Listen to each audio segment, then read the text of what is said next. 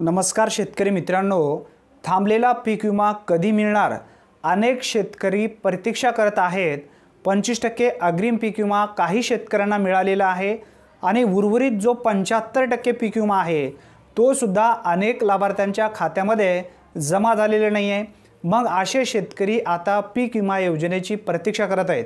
याचे मुख्य कारण म्हणजे आता पेरणीचे दिवस समोर आलेले आहेत, बिया भरण्याला आता पैसे लागतात। मित्रांनो, थोडी बहुत का प्रमाणामध्ये या पीक विमा योजनेच्या माध्यमातून जी शेतकऱ्यांना मिळणारी रक्कम आहे त्यामध्ये लागणारे खत बी बियाणे जे आहेत त्यांच्यासाठी थोडीफार प्रमाणामध्ये त्यांना मदत होईल। त्यासाठी पीक विमा जो आहे कधीपर्यंत मिळणार आहे या संदर्भातील पूर्ण अपडेट आपण या व्हिडिओच्या माध्यमातून समजून घेणार आहोत। त्यासाठी नक्की व्हिडिओ शेवटपर्यंत पहा।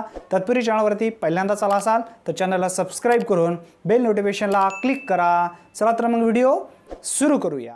मित्रांनो, यावर्षी पीक विमा खूप मोठ्या प्रमाणामध्ये भरला गेला, कारण सर्व समावेशक पीक विमा यामध्ये भरपूर असे लाभार्थी लाभ घेण्यासाठी क्लेम सुद्धा केलेले आहेत। जे लाभार्थी क्लेम केलेले आहेत अशा लाभार्थ्यांच्या खात्यावरती 25% अग्रिम पीक विमा सुद्धा मिळालेला आहे आणि काही भागामध्ये जो 75% पीक विमा आहे तो थोड्या बहुत प्रमाणामध्ये मिळालेला आहे।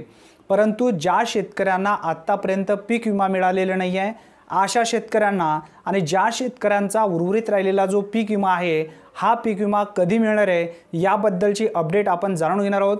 मित्रांनो, आता पेरणीचे दिवस समोर आलेले आहेत, तर या पेरणीच्या दिवसाच्या समोरच राज्य सरकार आणि पीक विमा कंपनीच्या माध्यमातून जी काही रक्कम आता शेतकऱ्यांना दिली जाणार आहे ती रक्कम म्हणजे पीक विमाच्या माध्यमातून जून महिन्याच्या जवळपास 6 तारखेपासून ते येणाऱ्या जून महिन्यामध्ये म्हणजे जून महिन्याच्या 30 तारखेपर्यंत जे लाभार्थी पीक विमासाठी ऑनलाईन केलेले आहेत, अनेक लाभार्थी क्लेम केलेले आहेत, यामध्ये अशा लाभार्थ्यांना आता पीक विमाची रक्कम जी आहे त्यांच्या खात्यावरती त्यांच्या आणेवारीनुसार जे महसूल मंडळाच्या नुसार जी काही आणेवारी समोर पाठवण्यात आलेली आहे त्यानुसार ज्या शेतकऱ्यांना 25% अग्रिम पीक विमा मिळालेला नाही आहे अशा शेतकऱ्यांना सुद्धा पीक विमा मिळणार आहे आणि ज्या शेतकऱ्यांना 25% अग्रिम पीक विमा मिळालेला आहे अशा शेतकऱ्यांना जो उर्वरित पीक विमा आहे 75% तो सुद्धा त्यांना मिळणार आहे।